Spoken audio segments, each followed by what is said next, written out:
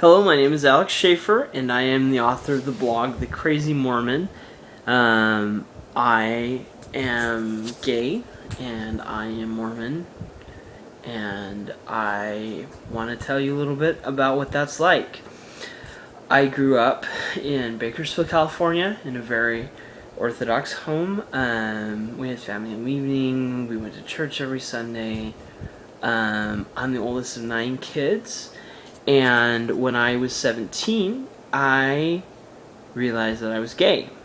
I don't know why it took me so long, but I guess I just kind of kept thinking that someday I was going to start talking about girls the same way as everyone else, or feeling that way, and then eventually I realized that I felt those things for guys, and it was traumatic.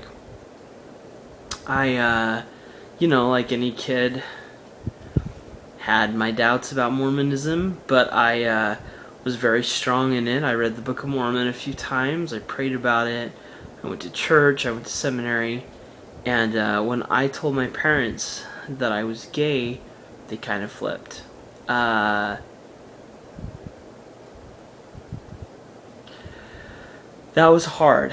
I talked to some friends, I talked to some teachers at school, and then I decided one day that I would tell my parents that I was gay, and when I did, it would actually went worse than I thought. My mom told me that I would die of AIDS, that I'd be joining a hedonistic lifestyle, that I'd incur the wrath of God, that I'd be disappointing her, that I wouldn't have children and she wouldn't have grandchildren, and I don't remember if this was all in one sitting, but we kind of wrote letters back and forth because of our conflict. And then I started, I don't know if I'd call it dating, but I started spending time with another gay friend, and we really liked each other. And I told him about what I was going through with my family, and he was there for me. And when my parents found out about that, they kind of flipped, and I had a lot of questions like, why couldn't I hold his hand? If I was straight, I could hold a girl's hand and they wouldn't freak out. And they told me that it was, it wasn't adultery, but anything like unto it was a sin. And in their head, it just made so much sense why me being gay was a horrible sin. At the same time, I'd kind of got obsessed with the Mormon Church and homosexuality, and just about anything I could find out about it. That's the internet. I went and I looked up everything I could, and I read every general authority statement, and none of it made sense. I could not make it fit with what I knew to be myself, but suddenly I was this horrible person who should have a millstone hung around his neck and drown at the bottom of the sea rather than ever act on my homosexual inclinations. That's what President Kimball said.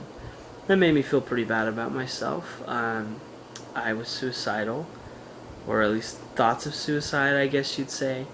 And but I prayed, and I remember God helping me feel that it was okay. It was okay to be gay, and I didn't know what that meant because I'd read all of these words from all of these leaders in the Mormon Church telling me that it basically wasn't okay to be gay. That's not the message I got, and so I was a little confused. Well, for my parents, obviously it wasn't okay for me to be gay. And so my dad gave me a book by a reparative therapist. His last name is Nicolosi. And it had a theory to why I had become homosexual, why I was sexually attracted to my same sex. And I read it, and I didn't really buy into it, but I did, it was kind of there with me in my head, making me kind of doubt a bit. At the same time as I had been on the internet, I came across the idea that homosexuality was caused by being molested. And so I began to believe that I had been sexually molested as a child. I actually went to therapy, and my therapist helped me do hypnotherapy to try and help me remember, but I never could. I kind of thought that maybe if I could get to the bottom of it, I wouldn't be gay anymore.